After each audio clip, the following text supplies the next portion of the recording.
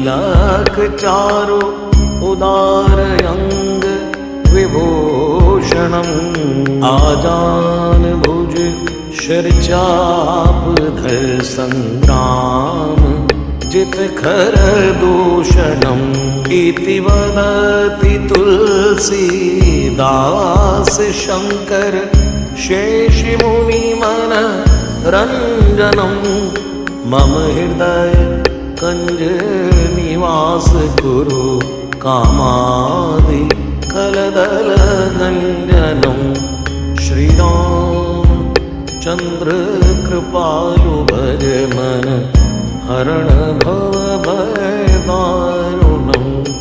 Shriram